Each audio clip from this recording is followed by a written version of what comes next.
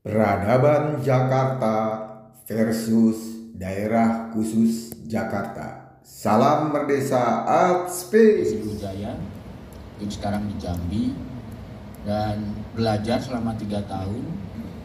Lalu mereka guru ini sangat terkenal, diundang ke Tibet. Diundang ke Tibet, 3 kali diundang menolak, baru yang keempat datang ke Tibet dan akhirnya mengajar di sana dan membuat sampai sekarang banyak cendekiawan Buddha dari Tibet mengirim atau ziarah ke Muaro Jambi. Muridnya termasuk Yesus. Untuk mungkin menapak jelas salah satu guru terkenalnya. Nah, kenapa Nalanda, kenapa sejarah, kenapa ilmu pengetahuan? Barangkali ini untuk mengingatkan, ini adalah bagian dari seri Akademi Jakarta membicarakan, berdialog atau membangun narasi tentang kota-kota. Dan kenapa kota-kota ini penting? Karena mungkin banyak yang tidak tahu, setiap 24 jam sekarang di dunia ini kira-kira 1 juta orang pindah ke kota-kota di dunia.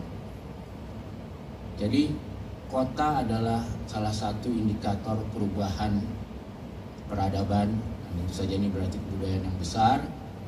Karena kalau tahun 1500 hanya mungkin ada 2 lusin kota yang penduduknya di atas 100.000. 200 tahun kemudian hanya ada 40 kota. Tapi sekarang sudah begitu banyak kota-kota. Bahkan lebih dari separuh penduduk dunia sekarang sudah hidup di kota-kota. Dan untuk itu kita membagi kota atas 2 hal. Karena sebelum industri atau revolusi industri, kota-kota itu disebut sebagai kota politik, dibangun karena kepentingan politik. Tapi setelah ada revolusi industri, muncul disebut kota-kota ekonomi yang dilahirkan karena kepentingan ekonomi. Walaupun tentu di antara 2 ekstrem itu ada yang kombinasi dari keduanya. Dan sekarang menarik di Indonesia, rupanya ada gagasan untuk memindahkan ibu kota dari kota yang campur aduk antara politik dan ekonomi, yaitu Jakarta, ke tengah hutan sana sebagai satu keputusan politik. Tapi anehnya atau barangkali ini inovasinya, kota itu ingin dibangun dengan konsep kota ekonomi.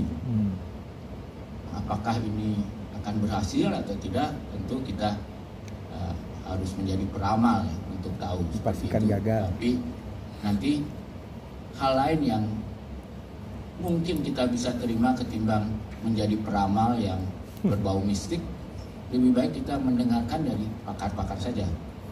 Kita beruntung hari ini ada pakar politik satu ya, Ibu Amalinda Sefirani PhD, Ketua Program Doktor Ilmu Politik Universitas Gadjah Mada. Kami silakan untuk ada di depan, Bu. Beliau nanti tentu bisa bicara lebih jauh tentang kota-kota dilihat dari aspek politiknya ya.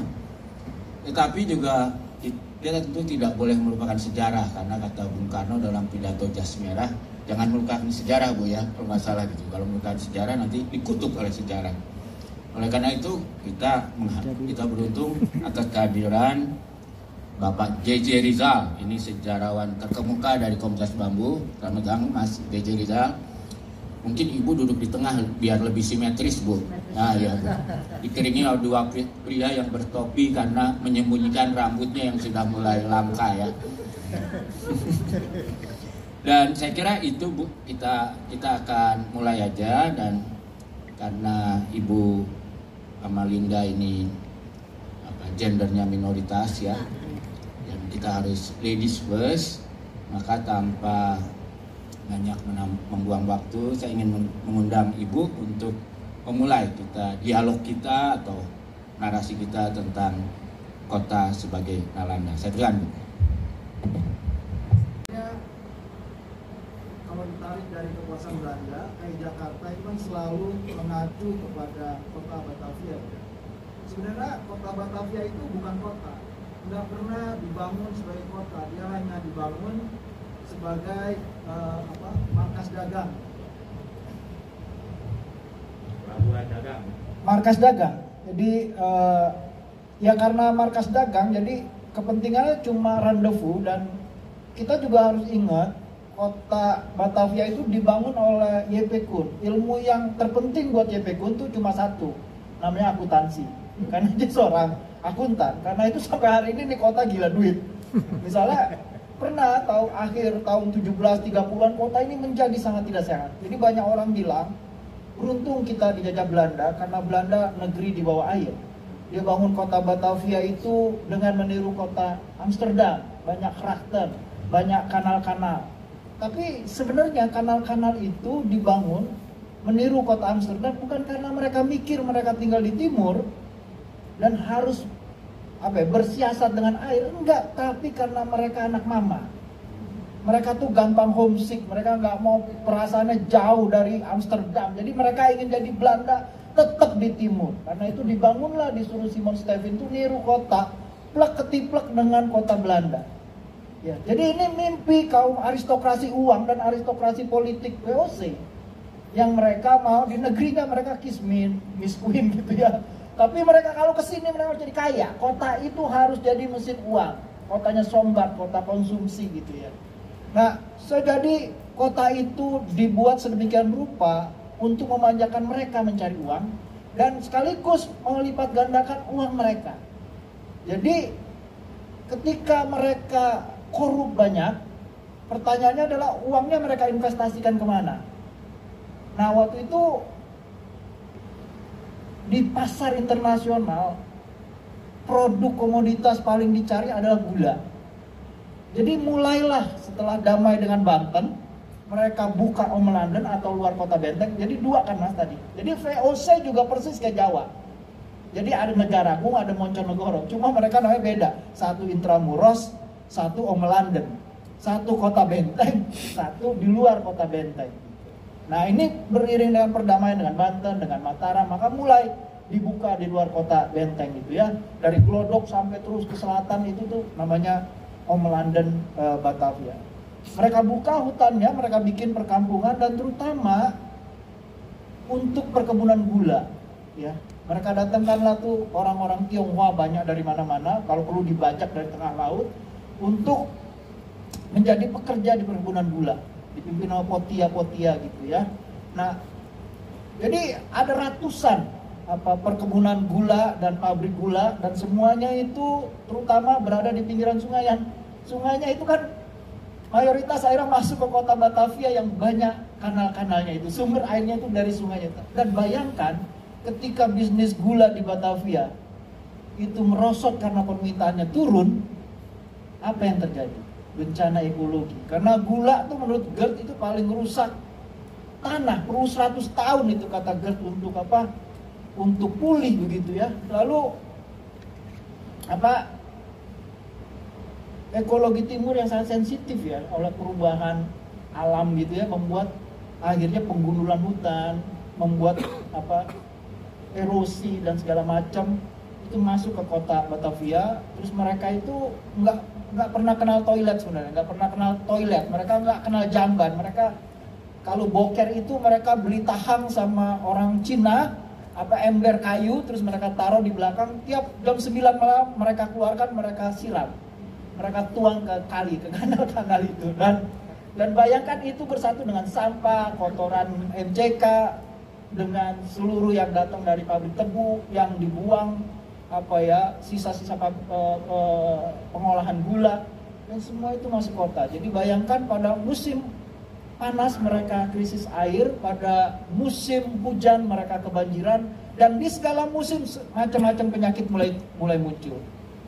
Mereka sebut namanya aneh-aneh, misalnya Remiterendero-Kosten, demam maut, mati mendadak. Pagi ini kita sarapan 5 orang mas, besok paginya kita sarapan tinggal berdua.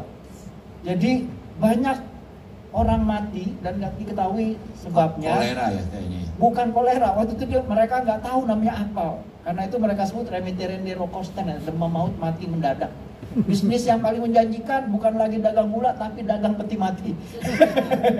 Rumah sakit berubah namanya menjadi mordukil, lubang kubur kayak gitu ya. Jadi kota itu mati oleh kerakusan, oleh sifat greedy ya. tahun 1780 mulai itu dipindahin lebih ke selatan. Orang-orang super kaya bikinlah villa-villa Landhuis begitu ya, kayak Arsip, Gunung Arsip di Gajah Mada, atau di Cimanggis, Bandarpara yang jadi Universitas Islam Internasional Indonesia begitu. Mereka udah mulai pindah. Lalu yang kaya-kaya ya, lalu pelan-pelan semuanya pindah, dan kota itu zaman Dendels diruntuhkan karena dianggap kota yang sangat menyengsarakan. Mereka pindah ke Weltevreden kan, daerah sekitar Gambir. Weltevreden artinya sangat menyenangkan, karena di kota yang lama tidak menyenangkan ya. Nah, disebut Oud Batavia yang lama, atau Batavia yang tua, atau Jompo yang baru disebut New Batavia. Jadi pengalaman kita pindah ibu kota itu bukan pengalaman baru. Dan selalu kita pindah ibu kota tidak karena sifat greedy kita, sifat rakus dan wawasan terhadap ekologi yang miskin. Jadi menurut saya kita mewarisi dua jenis kota ini. Yang pindah pun penyakitnya sebenarnya nggak berubah. Dia pindah dari Oud Batavia ke New Batavia, pusatnya tetap di Gambir. Mungkin karena pusatnya di Gambir, jadi otaknya, mindsetnya nggak berubah sampai hari ini.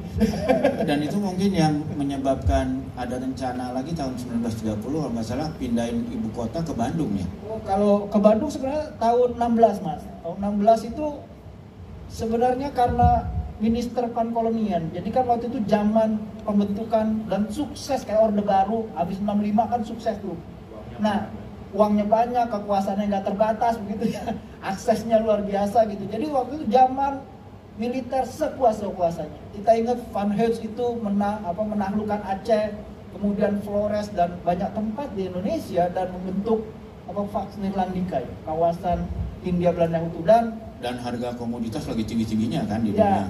Waktu itu lagi tinggi, tapi yang terpenting sebenarnya orientasi itu sangat militer. Jadi ketika Minister Van Kolonian itu dipindahkan ke Bandung, maka kantor urusan perang dipindah, Pan Orlo itu dipindah ke Bandung.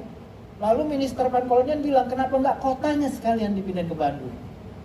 Nah, tapi yang menarik menurut saya adalah waktu itu sebenarnya para saintis amatir ya, orang-orang yang sebenarnya datang tahun 1840-an ya, mereka menjadi pegawai-pegawai baru pasca perang Diponegoro selesai dan proyek ekonomi raksasa mulai digaungkan sama Van den Bosch. Nah, mereka di Eropa itu mengalami pendidikan baru yang menganggap tautan antara sains, ilmu pengetahuan dan perubahan sosial itu penting kalau mereka mau dianggap punya kelas gitu ya. Nah, jadi mereka ini datang dan mereka terus berkembang komunitasnya, terutama di akhir abad ke-19 kita tahu orang kayak Christian Eijkman yang mendapat hadiah Nobel karena menemukan sebab penyakit beri-beri. Dan Christian Eijkman ini juga orang yang mengubah sistem pendidikan dokter Jawa yang didirikan Belanda, karena dokter mereka nggak mau megang orang Melayu yang kerja di perkebunan katanya itu barang nggak kelas gitulah istilahnya ya. Jadi mereka bikinlah sekolah dokter Jawa, itu dinaikkan pendidikannya menjadi 7 tahun, dan Eijkman merubah kurikulum sedemikian rupa agar murid-murid itu bukan hanya punya pengetahuan tapi juga punya wawasan sosial dan siap memimpin negara mereka kelak kalau merdeka. Ini yang paling, ini era politik etis itu ya? Politik etis buahnya. Nah, cuma saya mau ngasih lihat bahwa ini tumbuhnya bareng dengan ketika pindah ibu kota, Minister Van Kolonian itu dorong. Sehingga di tengah masyarakat ada perlawanan keras. Bukan hanya orang-orang Belanda, tapi juga orang-orang pribumi yang terdidik itu ikut bicara. Kalau nggak salah perkumpulan arsitek pertama itu juga terbentuk di situ ya. Orang seperti Schumacher misalnya, gurunya Soekarno gitu ya, itu sangat artikulatif bicara, mewakili publik. Walaupun dia pernah diminta oleh pemerintah untuk bekerja di Gemeente Batavia untuk menganalisa sebenarnya perlu gak sih ini kita pindah ke Bandung, kenapa kita mesti pindah ke Bandung gitu ya. Padahal ITB itu gara-gara itu juga ya. Ya, nanti kemudian mereka insaf karena mereka gagal bangun kota. Ya, jadi politik kota itu kan umur yang baru kemarin sore ya, di awal abad ke-20 gitu. Sebelumnya mereka nggak mikirin. Tapi karena sudah berkembang dua tipe masyarakat di Hindia Belanda, satu trekkers, satu believers. Trekkers itu yang memikirkan, ya kota ini hanya tempat rendezvous. Nggak usah kita pikirin fasilitasnya dan segala macam. Pokoknya ini kota tempat kita cari duit. Mau ini kota ambruk, hancur-hancuran, bodo amat, gitu kan.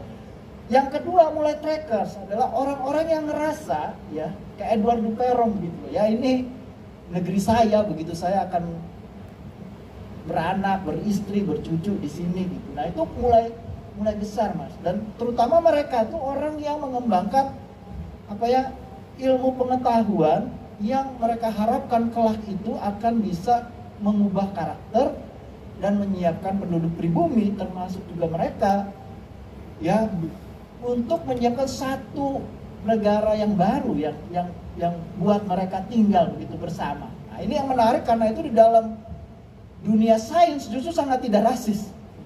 Ini jangan-jangan yang penganut teosofi ya? Ya, banyak. Salah satu aja teosofi, salah satu bagian ya, karena mereka terinspirasi apa ya, urusan Sturm und Drang ya di Jerman, apa menemukan timur dan barat, tapi yang terpenting adalah memberi kesetaraan. Nah, teosofi itu sama. Di dalam perkumpulan teosofi sebagai perintis awal nasionalisme kita akan lihat orang kayak Rajiman, Widyodiningrat gitu ya. Bahkan Agus Salim buku pertama yang terbitin itu Minerva, perkumpulan teosofi yang sekarang jadi gedungnya bangunan Departemen Pariwisata Mas, itu Minerva di situ ya. Blavatsky Park itu namanya. Sebelahnya Jalan Thomas Karsten. Nah, Budi Utomo itu kebanyakan mereka ya. Nah, Budi Utomo anggotanya Rajiman itu kan salah satu orang pertama di Budi Utomo. Nah, yang menarik adalah Budi Utomo itu dalam Indisgit ketika mereka muncul tahun 08, ini majalahnya para ilmuwan amatir ya, Indisgit ini, itu didefinisikan menarik sekali. Budi Utama itu sebagai logika mengatasi segalanya, itu satu. Yang kedua, pemikiran ilmiah adalah segalanya. Ini semacam Renaissance man gitu Nah, ya. karena Manusia yang tadi pencerahan saya ya. ceritakan, mereka sebenarnya disiapkan oleh orang seperti Christian Eijkman. Dan Eijkman ini kan walaupun dia memimpin institusi ya, ada pengaruhnya dari pemerintah kolonial, tapi dia punya kebebasan yang relatif cukup luas ya dibanding dengan kebun raya. Nah, ini beda lagi nanti. Kebun raya itu yang disetujui oleh Andrew Ghosh dan kemudian disebut sebagai gerombolan plorocrats. Flora, dari kata flora itu ilmu botani, tanam-tanaman. Krat itu birokrat. Jadi para birokrat yang bekerja untuk mencari produk-produk pertanian dan tumbuhan yang akan menjadi pasar produk prima-dona pasar global. Jadi mereka itu kelompok penguasa-pengusaha melawan ini akademis ini ya, kelompok-kelompok yang berpikir itu akademisi akademisi bebas ya, bebas. Akademisi yang bekerja untuk mencari produk yang bisa negara negara kapitalis seperti Hindia Belanda itu gunakan, komersialisasikan gitu. Nah, jadi ketika mau pindah tahun 16 itu yang paling menarik Mas. Jadi publik yang tumbuh dari 1840 itu semakin besar. Yang mereka bukan trekkers tapi mereka believers, mereka juga menganggap mereka menyebut diri mereka sebagai apostel pengetahuan. Itu kan menarik ya. Jadi kayak misi kenabian begitu menyebut diri sebagai apostel pengetahuan gitu. Jadi mereka membawa pengetahuan dan pengetahuan yang bukan hanya berguna untuk individu tapi mengubah karakter sosial. Jadi kalau saya baca bukunya Tan Malaka gitu kayak Madilog kan ditulis tahun 42 ya. Madilog.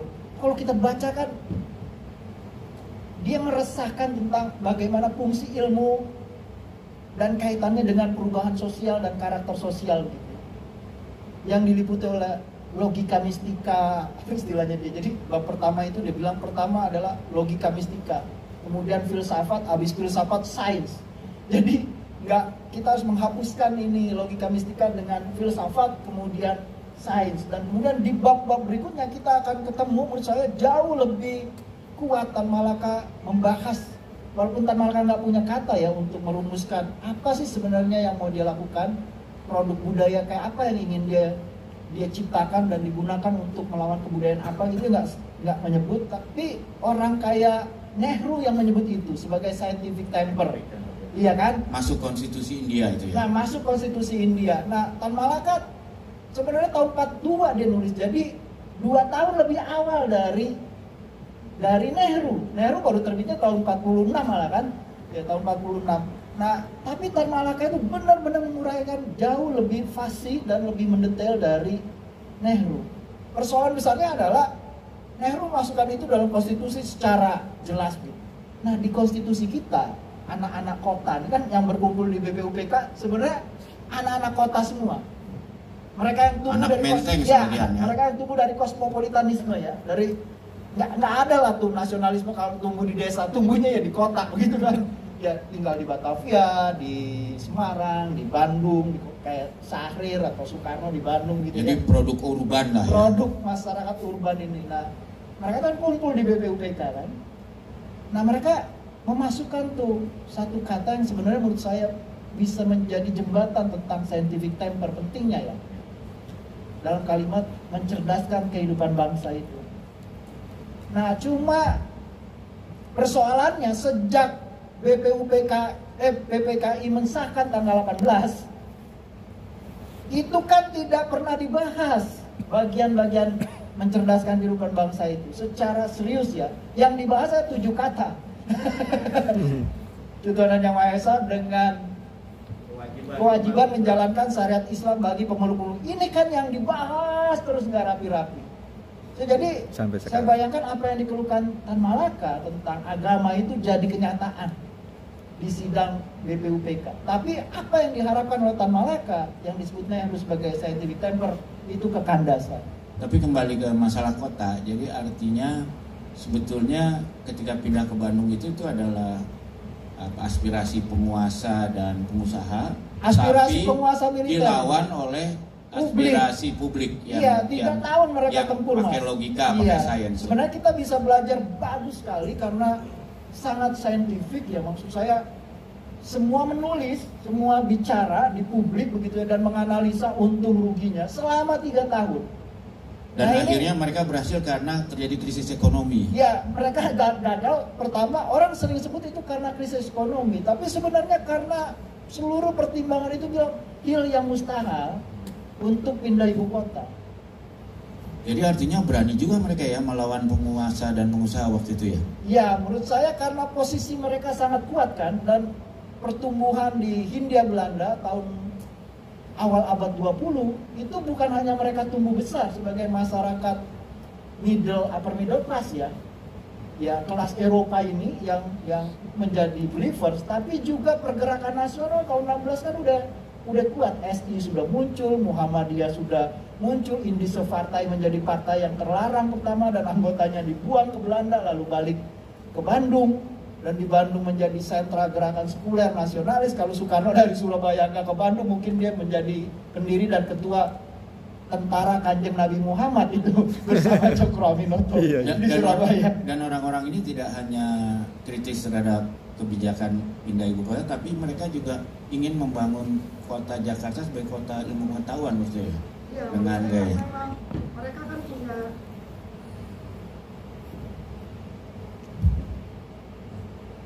mereka sejak awal abad ke-20 mereka memproduksi banyak sekali jurnal ya, dan ada satu jurnal kalau tidak salah Indistropis atau apa itu pelanggannya sampai 10.000 orang di seluruh dunia, dan ini dibentuk oleh masyarakat amatir ya, bukan yang berbeda dari kelompok Bogor, Kebun Raya Bogor, para pelorak gitu. Jadi kedudukan mereka itu sangat kuat dan sangat dihormati serta sangat berpengaruh gitu, sampai mereka bisa sebenarnya mengambil alih Batavia Genootschap Kunsten en Wetenschappen ya, lembaga seni dan ilmu pengetahuan Batavia. Tapi yang menurut saya ironi adalah begitu kita merdeka, nah ini ironinya ya, nasionalisme sempit itu lawan. Jadi begitu kita merdeka, ada revolusi, itu publik berhasil mengabadikan nama-nama mereka dalam bentuk nama jalan. Di Jakarta tuh ada 2 penghormatan untuk Eijkman. Satu Eijkmanland, Jalan Eijkman, ya, ada gambarnya di sini. Kemudian yang kedua Eijkman Park. Jadi Eijkmanland dan Eijkman Park tuh berdekatan. Yang sekarang jadi LBH sampai Jalan Borobudur ya. Nah, itu setelah revolusi diganti namanya. Eijkman ini dua land maupun park itu. Dan yang menarik juga itu Herman van Brandstraat. Itu sepanjang banjir kanal itu barat itu namanya tuh Herman van Brandstraat. Herman van Brand adalah rekan dari Muhammad Husni Tamrin yang bekerja menemukan cara penyelesaian banjir secara saintifik yang diundang dari ITB. Ya, dan menemukanlah konsep kanal banjir itu. Tapi bergandengan dikawinkan oleh Tamrin dengan kritik dari Tilema di Semarang tentang kota-kota di Jawa yang mukanya 2. Muka pertama muka kotanya orang putih, muka kedua muka kampung. Ya. Nah, kenapa kota yang di Rias, yang di dandanin ini hanya yang punyanya si orang kulit putih aja, yang kampungnya enggak? Nah, ini kan kritik yang keras dan kemudian direspon banyak, termasuk oleh Karsten. Bahkan Karsten pun dikasih nama di Jalan Budi Kemuliaan, kemudian diganti ya. Itu jalan Gang Thomas dulu sebutannya. Maksudnya Thomas Karsten itu. Tapi diganti ya. Herman van Brand itu diganti juga jadi jalan awalnya saya lupa jalan apa, tapi kemudian diganti jadi Latuhan Hari sepanjang sebagai kanal banjir. Nah, jadi saya pikir nasionalisme yang sempit ini awalnya kita lihat hanya respon dari rakyat ya, karena ya bagaimanapun kota itu kan ruang kontestasi ya, kontestasi ingatan ya. Jadi ini era bersiap itu ya? Ya, era bersiap itu. Jadi begitu revolusi, orang mau menghapus semua yang dianggap berbau kolonial. Ya, semua yang kolonial itu dianggap najis, jadi harus dibersihkan. Dan mereka menambah kuota. Kalau sebelumnya mereka identifikasi kampung dengan jalan haji, ratusan jalan haji atau jalan pohon begitu, ratusan gitu sebagai identifikasi gitu terhadap kota kolonial yang kulit putih gitu ya. Nah, sekarang mereka tambah dengan pantheon nasional, nama-nama tokoh nasional, misalnya Jan Pieter Soekunstraat diganti menjadi Jalan Sultan Agung. Yang paling menyedihkan sebenarnya Pelbak ya, Jalan Pelbak diganti Jalan Sultan Iskandar Muda. Pelbak karena tempat sampah diganti jadi Sultan Iskandar Jalan Sultan Iskandar Muda begitu. Jadi, nah ini awalnya kita pikir ini kan respon dari publik ya, kota yang berubah dan ruang publik, ruang kontestasi ingatan, memori harus diganti, seluruh kenangan kolonial itu dienyahkan, ada politik eksorsisme gitu ya, dianggap hantu begitu. Tapi kalau kita lihat ini nanti di tahun begitu penyerahan kedaulatan tahun 50 itu Soekarno minta mengundang orang Masyumi. Menurut saya orang Masyumi ini sangat rasional dan sangat modern. Namanya Abu Hanifah. Saya ingat karena ada Pak Abu di sini. Abu Hanifah ini orang pemimpin Masyumi yang dia dokter ya. Dokter Rimbu. Dia sebenarnya kakaknya Usmar Ismail. Tapi jarang-jarang ada yang enggak ya. Bagian dari kelompok sandiwara Maya. Nah, Abu Hanifah ini diminta oleh Soekarno dan Hatta sebagai Perdana Menteri untuk menjadi Menteri Pendidikan dan Pengajaran Nasional. Dan tugasnya adalah bagaimana membangun kurikulum baru yang bersifat republikan dan mencerminkan scientific temper itu. Nah, itu. Tapi Pak Abu ini menghadapi persoalan yang rumit sekali. Karena apa? Karena dia bilang kita nggak mungkin saya menunaikan amanat ini kalau misalnya seluruh profesor-profesor Belanda itu yang ada di lembaga penelitian itu diusirin, dimusuhi. Ini sesudah KMB berantem ya? Sesudah KMB ini tahun 50. Nggak mungkin kalau itu mereka semua diusirin. Jadi dia tetap tuh pengen peneliti-peneliti Belanda, profesor-profesor itu tetap di Indonesia untuk transfer knowledge dan bantu dia menyiapkan kurikulum dan membangun scientific temper itu. Tapi ironinya adalah orang di partainya sendiri itu tidak senang, katanya dia pro Belanda, kata Abu Hanifah itu.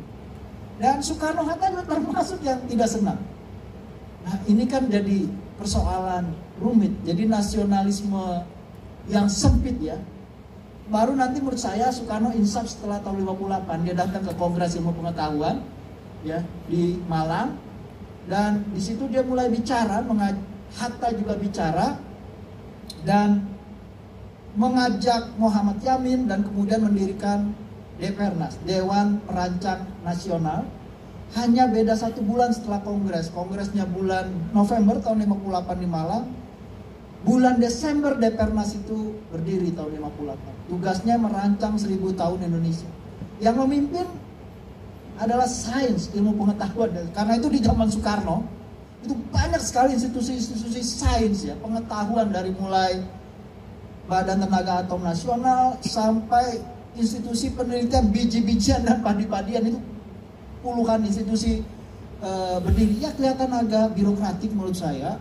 Tapi mungkin itu yang dibilang Nehru sebagai ilmu negara. Ketika state mulai merasa ya memang sains ini sangat penting, harus diberi ruang, dan memang ancaman pada waktu itu dan ambisi besar yang menurut saya pada waktu itu, ya Indonesia ada ancaman krisis pangan, krisis gizi begitu ya. Jadi macam-macam ancaman mas. Udah dikasih tahu nih kepanjangan. Ya, terima kasih. Apakah waktu itu juga nama Batavia jadi Jakarta di era itu juga ya? Ya sebenarnya nama Jakarta itu bukan nama yang baru. Orang selalu keliru kalau bilang Jakarta itu baru muncul zaman Jepang. Sebenarnya nama Jakarta itu digunakan sejak awal sebagai kata ganti ketika Jan Pieter Sungkun itu kan merasa dialah yang mendirikan Batavia, menghancurkan Jayakarta, kemudian mendirikan kota baru. Karena itu dia pengen yang berhak memberi nama adalah dia pengen namanya Nihor gitu. Tapi tuan-tuan pemodalnya di Belanda nggak setuju.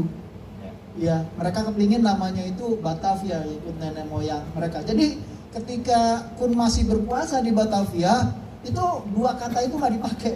Nihor maupun Batavia itu nggak dipakai. Nah, yang dipakai itu kembali kata Jakarta yang biasa dipakai oleh orang Portugis. Ya, terima kasih. Nah, saya sebelum ke publik ini, saya sebetulnya ingin kembali nih ke pakar politik kita, Prof. Amalinda nih. Bagi saya Prof nih, bisa profesor, bisa provokator sih sebetulnya.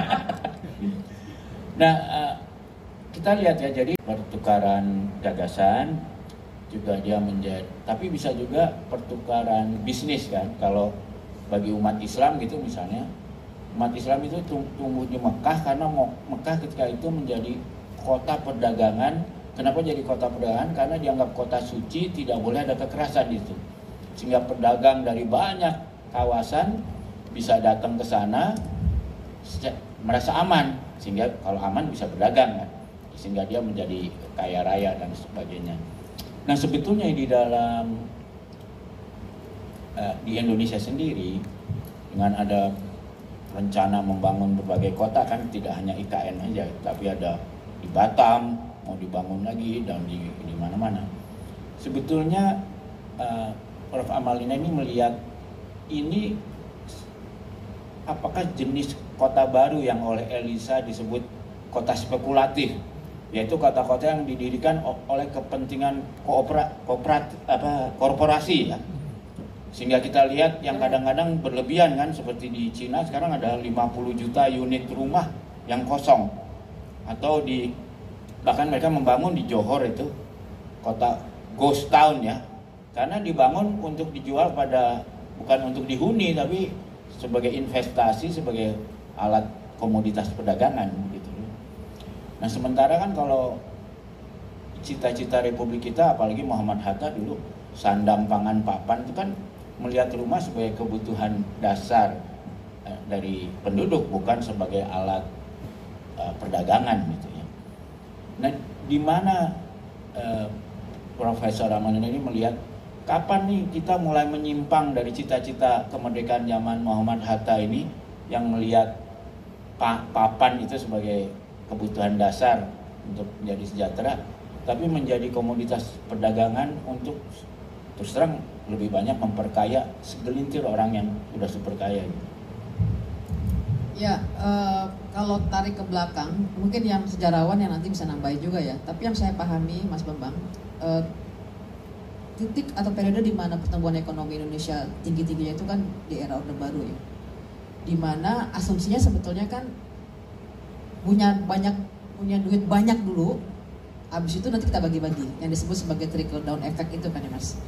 Nah, jadi yang di-push itu memang sektor-sektor ekonomi dengan orientasi pertumbuhan yang kemudian Indonesia dimuji-muji sebagai Asian miracle. Wijayonomik ini ya kemudian disebut ya. Itu ada banyak nomik-nomik yang lain gitu ya. Tapi intinya pertumbuhan dulu dan hak dasar nanti gitu. Nah, jadi trickle down effect dulu 70-an 80-an kan lagi tinggi-tingginya itu yang kemudian beberapa arah strategi ekonominya memang ke waktu itu kan konglomerat ya. Jadi di-push dulu orang-orang yang punya potensi. Ini yang kebetulan kebanyakan keturunan Tionghoa, ada juga yang pribumi gitu ya. Tapi lebih banyak yang Tionghoa, dan itu kemudian kan harapannya ketika dia udah besar baru bisa dibagi-bagi. Nah, di titik itu menurut saya perhatian terhadap hak dasar, perhatian terhadap terutama warga di kota itu menjadi nomor sekian gitu. Sehingga kemudian rumah-rumah itu ya dibiarkan paling dibikin misalnya perumnas gitu ya. Tapi masalahnya selalu kalau dalam perencanaan perumahan itu tadi saya bilang tidak mengenali citizen science-nya, karena warga itu kenapa dia ngumpul di kota, kenapa ngumpul di pinggir sungai, kenapa kampung-kampung itu berada di sekitar sungai, karena dekat dengan tempat ekonominya kan gitu. Tapi ketika dia dioper ke misalnya ke perumnas ke dulu Cijantung tuh jauh banget kan buat orang Jakarta kan dulu tahun 80-an ya. Sekarang udah deket. Terus atau misalnya kalau yang rumah susun transmigrasi juga salah satunya. Kalau rumah susun ditaruh di sana di perbatasan dengan Bekasi, nggak ada kegiatan ekonomi yang bisa didorong kan itu, karena kerjanya mereka di pusat gitu. Nah ini yang saya maksud sebagai kombinasi antara pengetahuan yang tadi saya tidak menolak sains gitu, menurut saya itu penting, tapi ketika dia hanya menjadi salah satu pertimbangan dalam perencanaan kota dan tidak mengenali sebenarnya warga kota itu pola hidupnya, ekosistemnya kayak apa, itu yang kemudian jadi masalah. Tapi kalau balik ke pertanyaan Mas Bambang tadi, saya kira di era itu ya Mas ya, di era pertumbuhan ekonomi itu. Iya, nah saya kembali ngomong ini sebetulnya kalau saya lihat sih tidak harus ya antara kepentingan kapitalisme dan kepentingan publik ini bertolak belakang ya. Kadang-kadang ada tempat-tempat itu mereka saling menguatkan. Dan salah satu yang menemukan jalannya secara jenius saya kira almarhum Gubernur Ali Sadikin ya. Karena kalau nggak salah beliau kan yang membawa para pengusaha ke Amerika melihat konsep real estate. Kota tuh jangan dibangun seperti tadi self help itu ya. Akhirnya tentang perenang nggak jelas gitu kan bangunan. Tapi dari satu kawasan dibangun komplek itu yang tertib, yang bagus, yang dengan segala fasilitas sosial, fasilitas macam-macamnya. Dan karena itu kemudian lahan dilepas sebentar kepada developer untuk kemudian dikembalikan pada masyarakat penghuni gitu ya. Tapi Bang Ali kan waktu itu tahu bahwa godaan pasar itu besar, termasuk mungkin menyuap para pejabat, dan kemudian korbannya adalah rakyat yang biasanya surat-surat tanahnya apa segala mungkin nggak lengkap ya kan, dan kurang paham dan nggak punya uang untuk melawan secara hukum. Sehingga ketika Gubernur Ali Sadikin membangun developer itu, beliau juga mendirikan LBH, ya kan? Dan yang menariknya LBH ini adalah lembaga yang hidup dari Gubernur Ali Sadikin, tetapi selama Gubernur Ali Sadikin berkuasa, LBH ini membantu lebih dari 600 kasus rakyat yang tergusur terutama menggugat Gubernur Pemda DKI. Dan yang menarik sekitar 200-an kalinya kalah itu gubernur, dan gubernur nurut gitu ya. Jadi artinya ternyata bisa melepaskan energi besar dari kapitalisme, tapi tetap dikendalikan melalui masyarakat sipil dengan membangun LBH dan sebagainya. Gimana? Mungkin Mas Jejera lebih tahu soal ini ya. Ya, zaman Bang Ali ini yang banyak rugi sebenarnya orang Betawi ya. Ya, Bang Ali kan waktu dia selesai itu tahun 77 bikin buku perpisahan judulnya Membangun dan Menggusur kalau nggak salah. Di buku itu menurut saya kayak Bang Ali membuat apa ya? Pengakuan dosa. Bukan pengakuan dosa tapi pembenaran, legitimasi. Kenapa? Bagaimana pembangunan itu bisa berjalan kalau nggak ada penggusuran? Ya makanya dari 600 menarik, yang menang itu kan 200 ya, artinya bukan yang mayoritas kan ya. Karena itu ada satu buku saya terjemahin dan terbitin tuh ditulis oleh Patrick Flanagan tentang LBH itu. Jadi dia bilang LBH ini kemudian bukan hanya digunakan rakyat untuk yang kehilangan banyak tanahnya ya, tapi banyak kasus di Indonesia kemudian.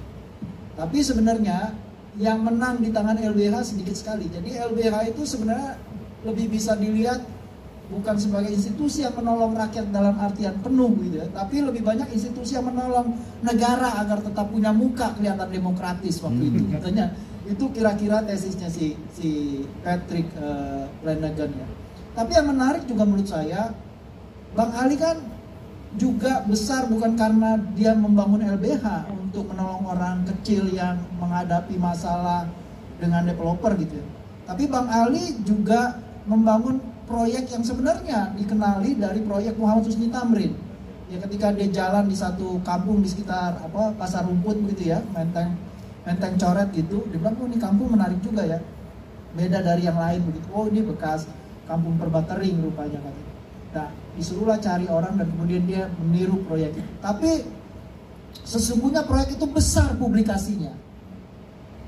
Medianya itu gorengannya besar, tapi sebenarnya dalam anggarannya kecil sekali, tidak sampai 8%. Itu menurut saya yang menarik ya. Jadi proyek itu dapat agakan atau penghargaan dari UNESCO, ditiru di banyak kota di Indonesia, tapi sebenarnya dorongan dan keseriusan pemerintah itu tercermin pada anggaran kan. Anggarannya kecil sekali gitu ya, dan banyak orang menulis, kalau saya baca Prisma tahun 80-an itu kan kritik tentang pakai lagi konsepnya si Telema tentang kota yang dua muka ya, satu nomor Prisma saya ingat itu, kota yang dua muka begitu ya.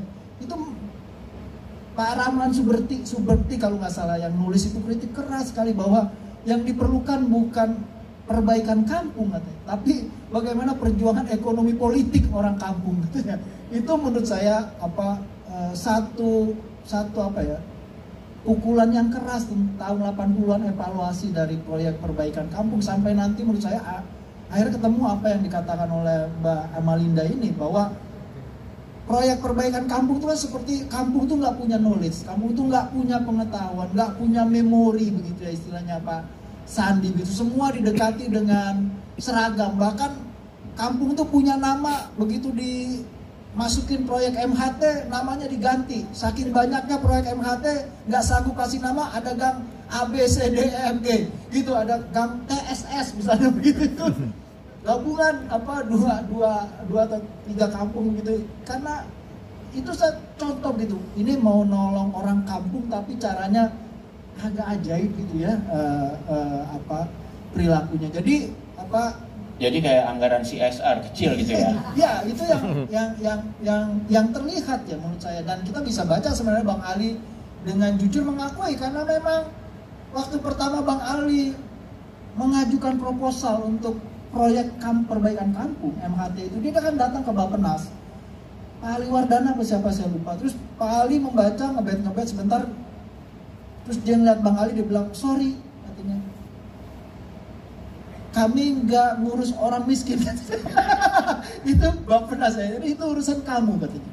Tapi kan untungnya Bang Ali waktu itu bom minyak ya, karena bom minyak maka dia banyak sekali mendapatkan, dan judi juga. Nah judi itu mendapatkan uang, dan dia bisa bangun kota. Dan kita bisa lihat perkembangan anggaran DKI ya, dari 65 sampai Bang Ali selesai itu bukan 2-3 kali lipat, bahkan 8 sampai 12 kali lipat besarannya begitu ya. Jadi itu yang menurut saya sukses Bang Ali, karena sukses dia seperti Kun juga. Dia akuntan yang baik menurut saya. dia berhitung dengan cukup baik, tapi punya problem ya menurut saya dalam konteks satu kampung, juga kedua orang kampung seperti orang Betawi. Menurut saya ya kelihatan orang Betawi itu tertolong dengan adanya Bang Ali. Saya ingat orang seperti SM Ardan, orang seperti Pak Jaya Kusuma itu terjun ke kampung-kampung menghidupkan kembali Tanjidor gitu ya. Bu Mona Lohanda dosen saya itu keluar masuk ke Tambun begitu ya. Tapi problemnya adalah sebenarnya kesenian itu diungsikan ke satu ruang kecil yang namanya Taman Ismail Marzuki. Ya. Karena tanahnya hilang orang Betawi kan. Tanahnya habis diambilin gitu. Karena saya ingat betul Bang Ali begitu naik, yang diurus pertama adalah orang mati, kuburan. Tapi juga ada dulu kan dibikin sanktuari di mana tempat yang terkenal salaknya.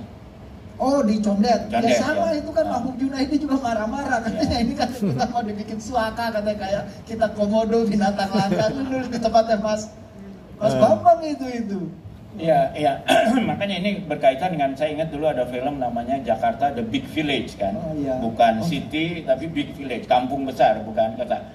Saya kira itu kepanjangan dari politik kota di era kolonial, tidak hanya di Indonesia, di seluruh dunia. Politik kolonial bahkan juga berlaku di Gaza dan di tepi bank sekarang. Itu adalah ada sisi muka kotanya yang tertib, ada PAM-nya, ada segala jalan bagus dan segala macamnya. Ada wajah kampungnya yang diisi oleh orang-orang marginal ya kan, orang-orang yang kelas 2 lah gitu ya. Yang di zaman kolonial itu kan dilegitimasi dengan apartheid ya, kebijakan apartheid, pribumi dibedakan dengan timur jauh dengan orang bule lah. Nah, setelah kita merdeka, apakah di politik kota Indonesia ini warisan itu sudah betul-betul hilang? Karena kalau kita lihat kelihatannya belum. Saya kebetulan pernah diminta ikut lihat benahin air DKI ya.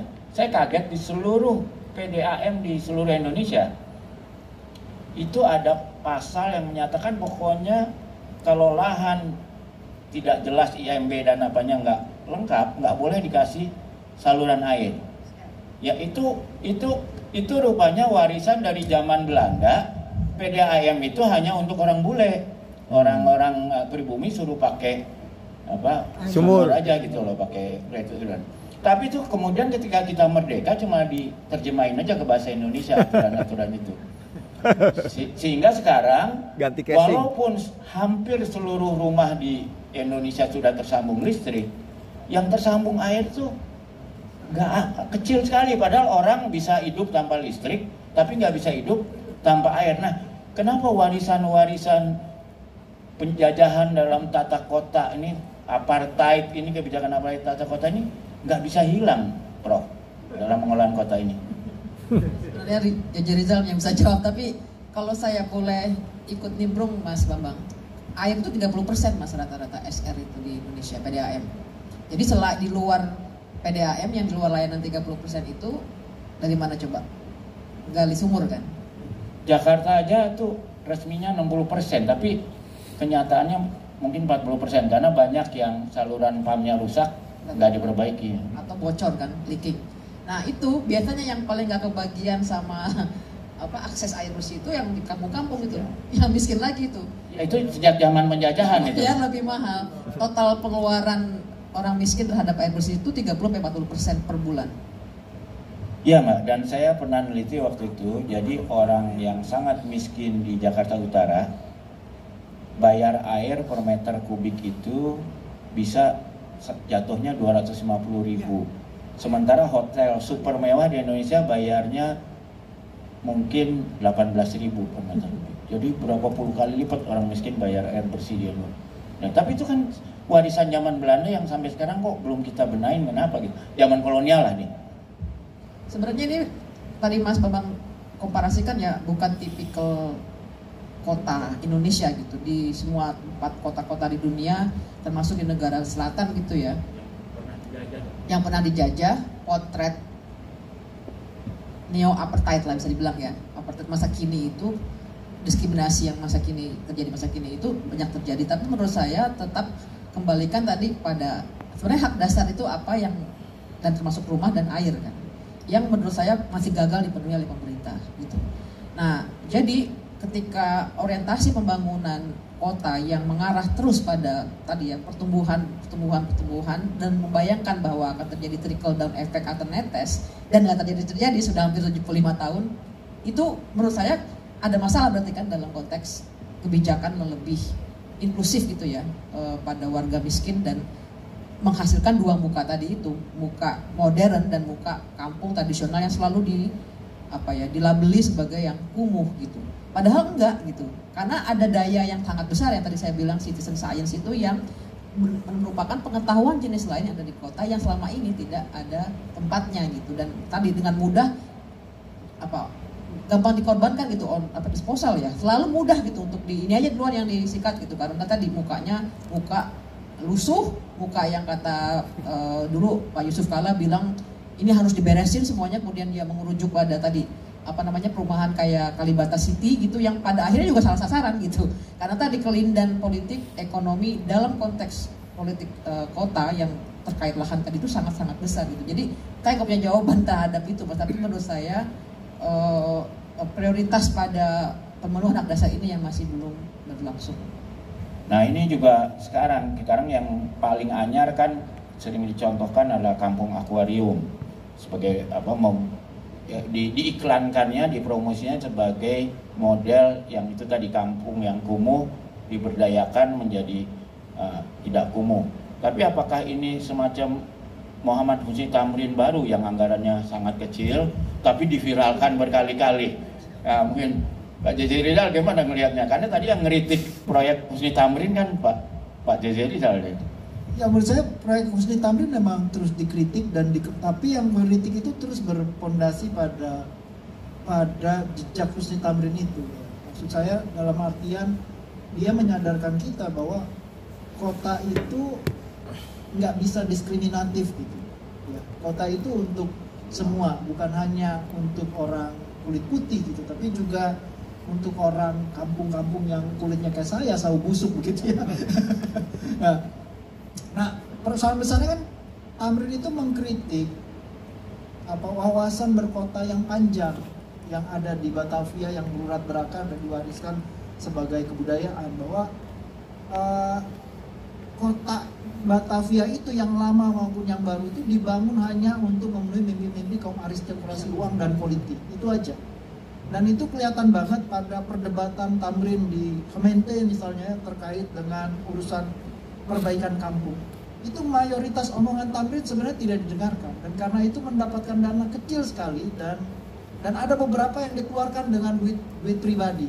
Nah, Tamrin ini kan orang gila ya. Kalau sekarang orang jadi politisi itu yang kaya tambah kaya ya. Kalau Tamrin kaya, super kaya, miskin sampai nggak punya rumah, habis duitnya untuk berpolitik. Nah, ini persoalan besar si Tamrin menurut saya. Jadi Tamrin berusaha itu mengubah ya dalam ruang yang berdiri bersama desentralisasi ya. Jadi seperti saya katakan tadi, politik kota itu semua umurnya masih sangat baru.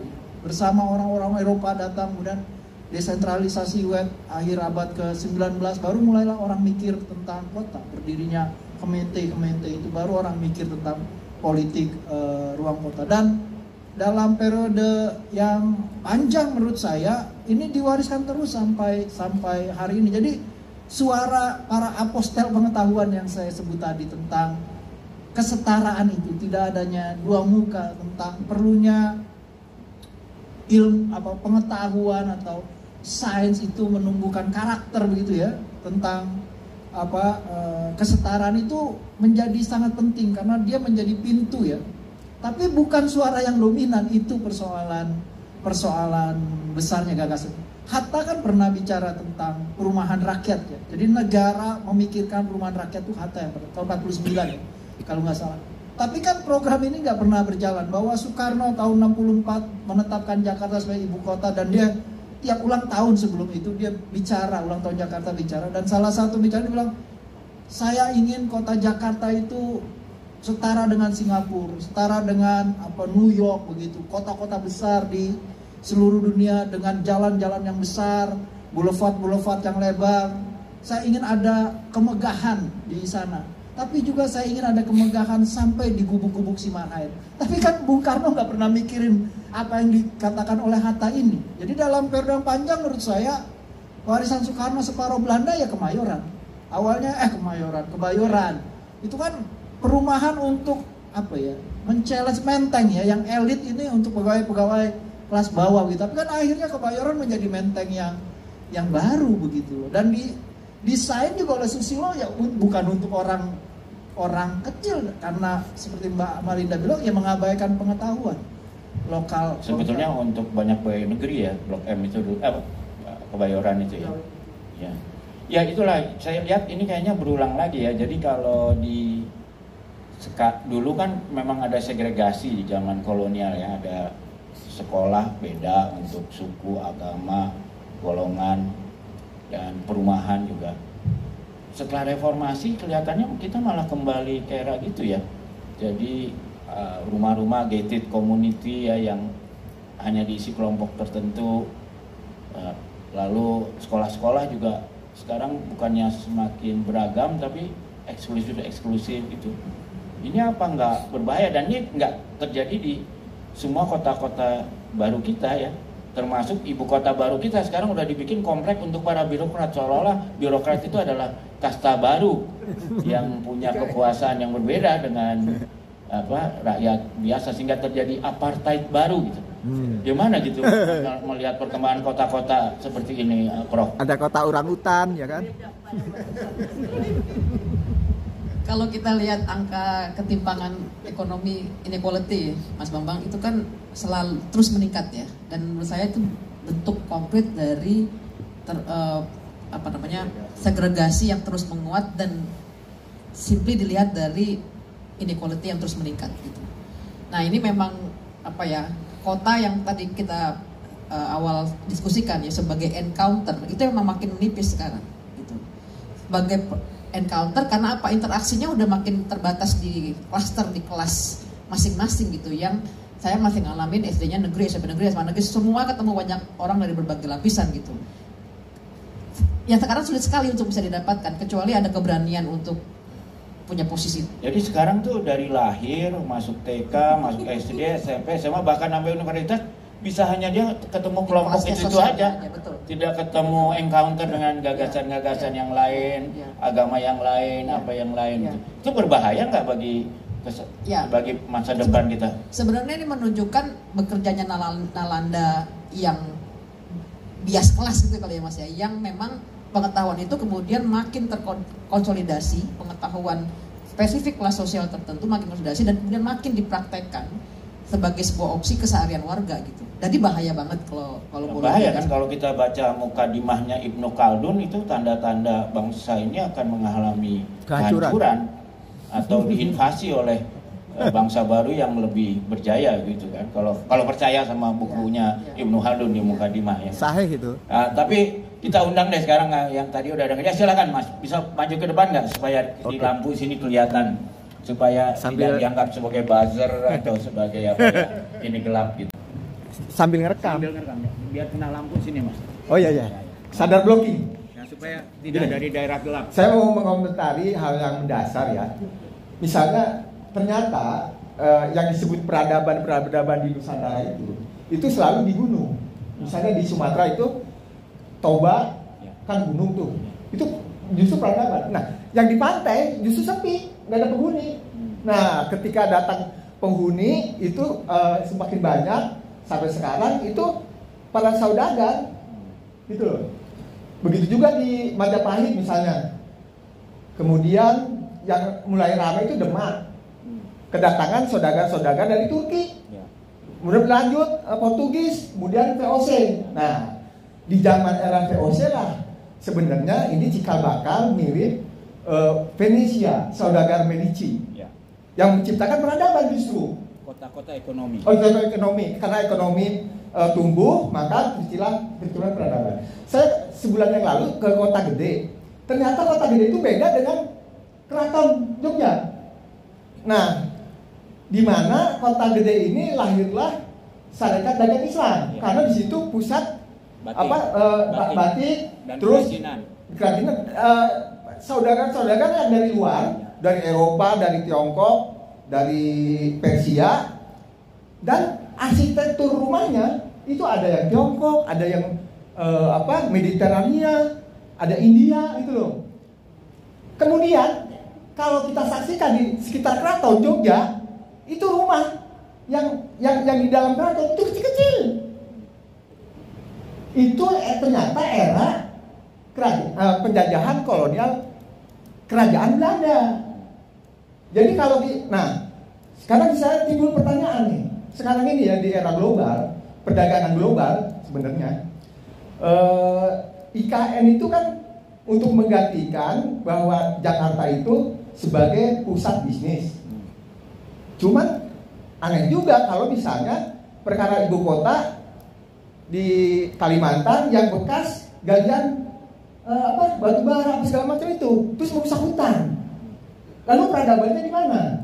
Itu kedua. Ketiga, di RRC yang katanya negara komunis itu sekarang tumbuh konglomerat muda yang membangun art center. Ada satu orang saudagar membangun 3 titik art center di Hong Kong dan di dataran Tiongkok. Tapi di sana tidak berperan itu negara, murni swasta. Nah, kalau di Taman Ismail Marzuki, ya, lalu Jakpro mewakili saudagar kapitalisme, ya, berkelindan dengan pemerintah. Dibentuklah BUMD, kamuflase dari kapitalis. Harusnya swasta boleh bagus bikin art center, tapi jangan di tim sini, gitu loh. Nah, saya ingin menanggapi tanggapan dari perspektif sejarah dan ekonomi politik, gitu loh. Karena itu satu kesatuan. Sekian, terima kasih. Saya datang pelukis. Terima kasih. Ini bukan pelukis ya kapitalis ya. Iya, Bu. Mau mengarah ke sana. Ya. Ya, terima kasih. Ini kalau menurut saya sebenarnya pertanyaannya menarik juga. Saya jadi ingat almarhum Nurholis Majid dulu. Dia bilang peradaban itu bisa dilihat apakah dia peradaban dari pesisir atau pedalaman gunung. Biasanya yang pedalaman itu feodal karena dasarnya agriculture kan. Kalau yang pesisir itu karena banyak dagangan orang luar, lebih egaliter, lebih kasar, tapi lebih egaliter, lebih demokratis lah begitu. Nah, Indonesia sendiri kan sebetulnya harusnya daerah kepulauan ya kebanyakan pesisir dan sebagainya. Nah, yang saya ingin tanyakan itu yang disebut sama dia tadi ini mungkin lebih mengarah, bolehlah karena kita Akademi Jakarta dari sisi kebudayaan ya. Sebetulnya kota-kota itu supaya berbudaya itu, ya, itu budaya dengan B besar ya itu. Itu apakah pusat-pusat kebudayaannya itu sebaiknya di tiap kota itu merupakan dilepaskan aja kan pada dunia komersial kan di Jakarta juga ada galeri macan, ada macam-macam ya, ada salihara, ada apa yang nggak ada hubungan dengan negara, tapi ada juga tim gitu, atau kayak New York gitu kan ada modern art tuh ya, MoMA dan sebagainya, itu orang-orang kaya lah, peninggalan orang-orang kaya, mungkin kayak Museum Gajah dulu kan peninggalan orang kaya gitu kalau di zaman kita, atau lebih banyak negara, kalau negara-negara sosialis kan itu beban negara lah membudayakan bangsanya ya. Atau yang Pancasilais, saya nggak tahu kalau Pancasilais itu gimana, mungkin Prof bisa jawab.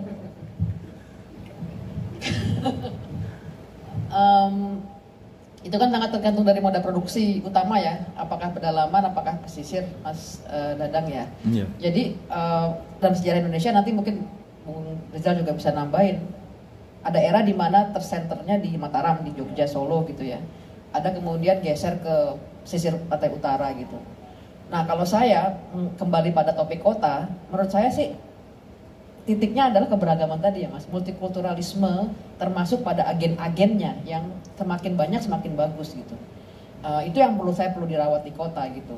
Dan dalam konteks sekarang di mana ada teknologi kan sebetulnya jadi nggak relevan banget mau pesisir mau ini karena salurannya adalah saluran maya gitu, yang penguatan atas kebudayaan itu tidak lagi harus berbentuk fisik space base gitu ya, tapi kan bisa di dunia maya gitu. Tapi kembali pada poin soal titik penting dari kota sebagai pertemuan, dan pertemuan mengandaikan keberagaman, menurut saya itu yang paling perlu dirawat gitu. Dan itu menurut saya bukan dari manapun, dari segi kebudayaan ya, dari segi aktivitas kesenian gitu. Bahwa kemudian yang paling penting lagi adalah tipe pengetahuannya itu masih yang perlu kita terus tegaskan, bahwa kayak misalnya Gaudi, kalau kita ke Barcelona ya, itu kan tiba-tiba di gang gitu, wah ada Gaudi gitu kan. Yang dia kan menolak itu yang modelnya terpusat dan hanya dinikmati oleh segelintir orang gitu. Beda dengan museum-museum tadi Mas Bambang sampaikan gitu ya. Model-model seperti itu, karena lagi-lagi kalau kita tarik ke kesenian sebetulnya ada banyak bentuk variasi produk, dan lagi-lagi dalam konteks kota ya keberagaman itu yang perlu di. Ya, kalau gagasannya Bang Ali terkait tim itu yang paling menarik, dasarnya itu kan Pak Ayub cerita ya. Jadi Pak Ayub nulis di Budaya Jaya atau Intisari, saya lupa. Tapi intinya dia bilang, judul tulisannya itu Mengapa Senen, gitu judul.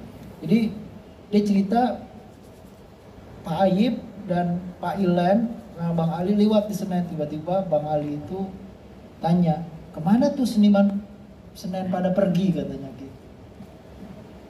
Bisakah mereka dikumpulin lagi kalau mereka nggak ada lagi di situ? Jadi gagasannya itu menurut saya justru pikiran yang secara historis itu Senen menjadi ruang yang merdeka ya buat seniman dalam periode yang panjang. Bahwa di situ ada koneksi, dan Senen itu juga pasar ya, dalam artian bukan hanya pasar barang tapi pasar gagasan. Ya itu yang paling menarik kalau kita bicara, ada term kayak buaya Senen lah, seniman Senen, atau cerita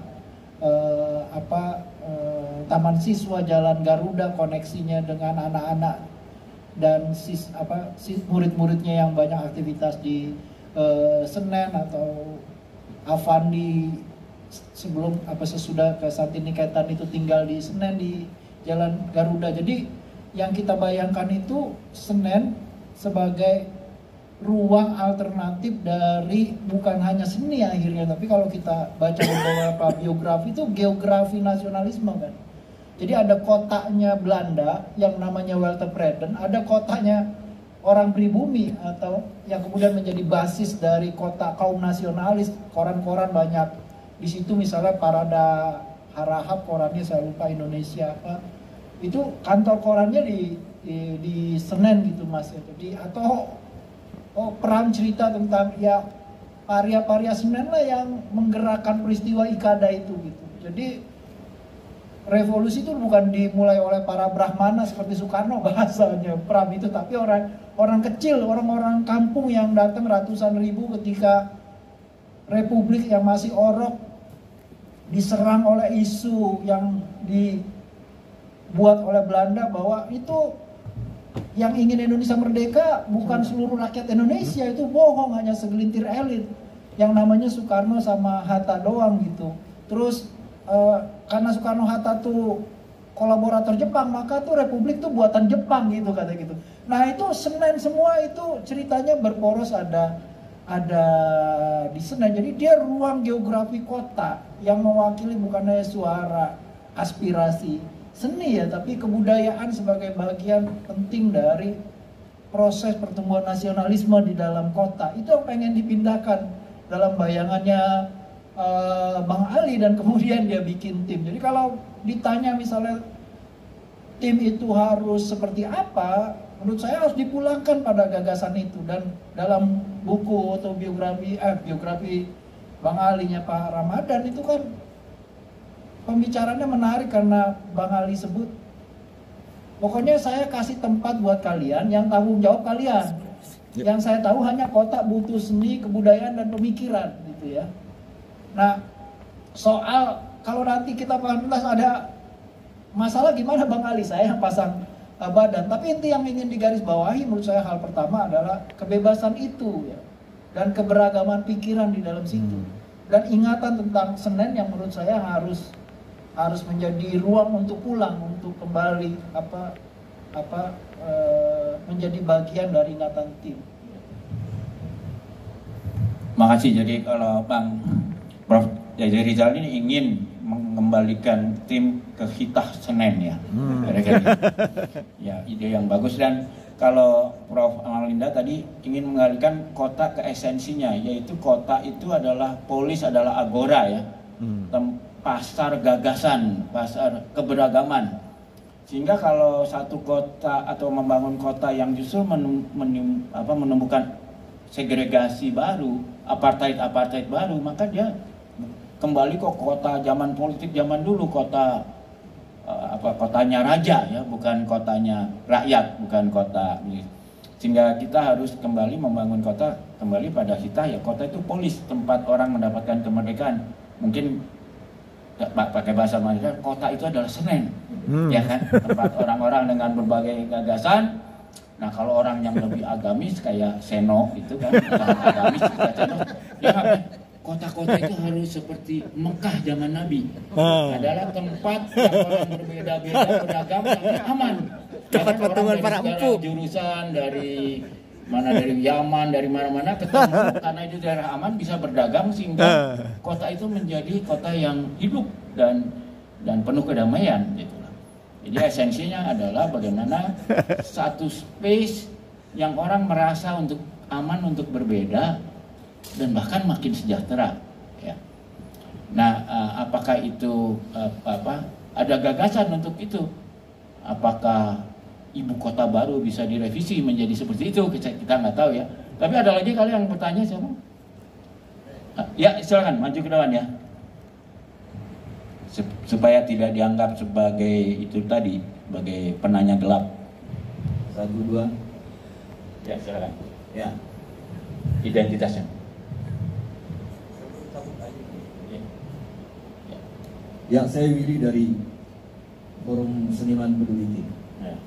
Saya mau sebetulnya hanya penegasan saja dari Kang Dadang, Bang Desa dan saya punya catatan. Ini tentang kota ini ya? Ya, kota. Kota sebagai pusat pertumbuhan ekonomi yang akhirnya terus-menerus memobilisasi sistem kapital dengan sangat mudah, sistem modernisasi tadi. Ya, akhirnya makanya kampung kota menjadi layak digusur gitu ya. Tapi tak cuma itu, akhirnya kita tahu Taman Ismail Marzuki juga menjadi korban. Penguasa mendesain sedemikian rupa, dipaksa mengikuti pola-pola komersialisasi, sehingga imajinasi seniman juga harus diindustrialisasi. Lalu apakah kita boleh khawatir dengan situasi seperti ini, bahwa ke depan kota Jakarta akan menjadi kota yang akan kehilangan ruh, menjadi banal, menjadi dangkal, dan bahkan berujung diskriminatif tadi. Saya mau bacakan sedikit penggalan kota yang menjadi rumah sakit jiwa. Sebuah gedung kesenian bukan soal batu, besi, semen, dan tukang semata. Ia menyangkut adab dan logika berpikir. Gedung kesenian adalah denyut jantung yang memompa mimpi dan imajinasi menjadi jalan raya, taman, arsitektur, mahoni, sekolah, pasar, tata ruang, dan seterusnya. Gedung kesenian menyempurnakan ruh kota. Alun-alun, lapangan bola, masjid raya. Sebuah gedung kesenian adalah penanda yang meyakinkan warganya bahwa kotanya tak hanya dihuni oleh para penipu, pencopet, dan begal. Bukan pula kota yang gagal, kota yang hanya dikenang karena gelinjang rumah bordil dan kamar jagal. Itu bagian hanya pemikiran dari misi yang panjang. Demikian. Terima kasih. Terima kasih banyak. Ini enaknya kalau kita di tim ya, acara Akademi Jakarta, pidato pembukaannya puisi, penanya pun puisi ya. Saya coba kita cek sekarang apakah Profesor Amalinda dan Jaja Rizal bisa menjawabnya juga dalam bentuk puisi. Rizal dulu deh.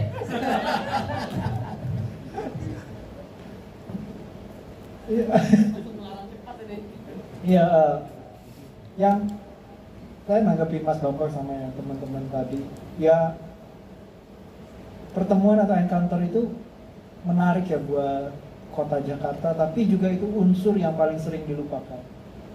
Nah, kenapa saya katakan gitu, dalam periode yang panjang ini unsur yang mau dinafikan, mau dibuang bahkan dalam memori gitu. Jadi ada politik exorcism yang panjang gitu ya, terhadap pertemuan ini, dan dalam sejarah itu orang bilang itulah era menangnya para trackers gitu ya. Bukan para believers itu. Nah, believers itu sebenarnya simbolnya kampung gitu. Jadi kita jangan terjebak bahwa mayoritas nama tempat di Jakarta itu identik dengan etnik. Misalnya ada kampung Melayu, kampung Bandan, kampung Jawa gitu ya. Kampung Bali sampai ada 3, Jawa jadi Jawa miskin gitu, tapi udah dihapus miskinnya itu. Iya kan, ada kampung Bugis gitu. Tapi itu hanya pemimpinnya yang dari Bugis, tapi isi kampungnya itu sangat beragam, dan lebih beragam lagi karena kemudian walaupun menimbulkan kegelisahan dan akhirnya pemerintah kolonial menerapkan lebih keras politik segregasi itu dalam bentuk penerapan Passenstelsel dan Wickenstelsel, ya, artinya pas dan izin untuk keluar masuk kampung, tapi karena banyak yang jatuh cinta antar kampung dan akhirnya kawin mawin, dan menurut Foxtelling tahun 30 tuh ada 80.000 orang yang nggak jelas ini hamba Allah etniknya apa begitu kan. Jawa bukan, Bali bukan, Cokin bukan, Molokai bukan gitu ya. Ini apa ini orang gitu, kayak Cina tapi bukan Cina begitu ya. Kayak Bali tapi bukan Bali gitu. Maka kemudian disebutlah sebagai Batavian mereka. Tapi intinya yang mau saya katakan adalah Bang Ali tuh sempat marah, keberatan kayak tadi Mas Bambang cerita tentang big village begitu ya, bilang Jakarta adalah kampung besar, padahal dia sudah mati-matian bangun Jakarta untuk jadi kota modern. Tapi itulah gambaran bahwa unsur kampung itu dianggap beban. Unsur kampung itu sesuatu yang memalukan begitu. Ada slang, bikin album, stigma, slang bikin album pertama judulnya Kampungan gitu. Tapi setelah dia menjadi pendukung Pak Jokowi dan naik menjadi elit, ada iklan di stasiun kereta, jangan kampungan. Buang sampah di tempatnya gitu. Saya kaget itu kan, udah jadi gedongan sekarang nggak malu jadi orang kampung begitu. Nah, jadi saya pikir itu itu tanda-tanda bahwa dalam periode yang panjang ini orang ingin memerangi kampung. Padahal gagasan yang ingin mendirikan kota dalam artian rasistik itu gagasannya Yekun. Dia ingin mendirikan komunitas masyarakat kulit putih untuk Batavia. Tapi akhirnya gagal karena pertama Iren 17, tuan-tuan 17 pemegang modal tuh sangat freedomer, pikirannya pelit, tukang lontong. Orang Belanda kan dibilang jangankan duitnya, dosanya diminta nggak dikasih kan, katanya gitu. Nah, jadi nggak jarang kirim perempuan. Juga kalau ada perempuan kulit putih, mereka kawin, anaknya mati, nggak kuat. Akhirnya mereka niru cara Portugis, kawin campur. Akhirnya gagal itu semua, dan pikiran tentang kota dalam konteks yang diskriminatif, rasistik dan eksklusif itu mati sebenarnya. Dan kampung yang berjaya dalam periode yang panjang. Tapi pikiran kayak gini kan terus hidup. Misalnya setelah pindah ke Weltevreden pun kita dengar ada ceritanya Ida Sima kan.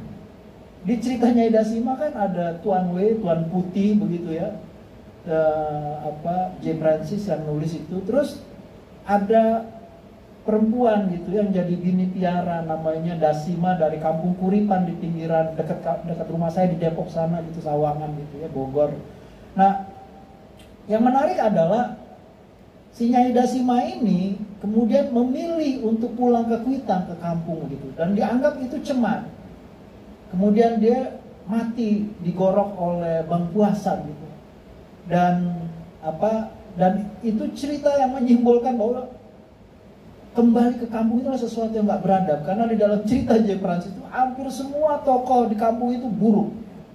Mau yang kiai, mau yang tukang sado, mau yang tukang binatu, semuanya jelek. Yang bagus dalam ceritanya Ida Sima itu ya cuma Tuan Putih itu. Jadi kampung itu buruk sekali. Ideologi pindah ke kampung, ideologi Dasima itu, pikiran Dasima itu adalah hal yang cemar, dan itu menurut saya menggambarkan sebelum Siti Lema ngomong tentang dua muka. Tapi bagaimanapun intinya yang mau saya katakan adalah kampung itulah yang membentuk Jakarta.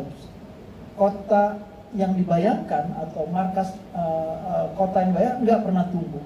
Kampung ini terus perang dengan markas dagang yang sangat eksklusif, yang sangat diskriminatif, dan ideologi ini yang menurut saya hidup sampai hari ini di kota. Ideologi kampung itu masih dalam perjalanan untuk melawan warisan lama itu. Saya mungkin mau kembali ke puisi yang dibacakan Mas Seno ya soal speaker ini. Mungkin sebagai warga kota yang perlu selalu kita ingat, rakyat atau warga kota itu punya agensi gitu, Mas. Dan bagi saya speaker tadi itu bentuk dari agensi orang kota untuk terus teriak gitu, untuk terus mengemukakan pendapat dan menjadi bagian dari bentuk polis tadi itu. Jadi kalau menurut saya persoalan-persoalan dihadapi itu kemudian bisa pakai speaker tadi itu untuk diekspresikan. Mungkin gitu aja jawaban saya. Kita nggak bisa bikin puisi, Mas Bambang. Terima kasih, kita beri tepuk tangan pada dua bicara kita karena kita sampai ke satu hal yang menurut saya kesimpulan yang sederhana. Kadang-kadang kita tidak bisa bertanya pada seekor ikan apa itu air, ya, karena dia udah taken for granted, ya, udah air itu sehari-hari. Kita harus tanya yang berada di luar air. Soal Jakarta sebagai kampung, mungkin kita harus tanya pada orang yang luar Jakarta. Dan kalau bisa tokohnya yang mendunia. Kebetulan kita punya, namanya Presiden Obama, yang ketika kembali ke Jakarta dengan bangga dia mengatakan, saya pulang kampung. Jadi kita siapapun pejabat, apakah menteri, presiden, berbanggalah kalau pulang kampung, gitu ya. Bukan sesuatu yang menakutkan atau stigma, tapi sesuatu yang membahagiakan. Dan dengan itu ya kita juga boleh nggak kita simpulkan sebetulnya mungkin membangun kota di Indonesia itu bukanlah kota modernis otoritarian seperti yang dibayangkan JP Kuhn, tetapi lebih adalah kampung-kampung yang diberdayakan menjadi kampung-kampung yang lebih beragam, lebih eksklusif, lebih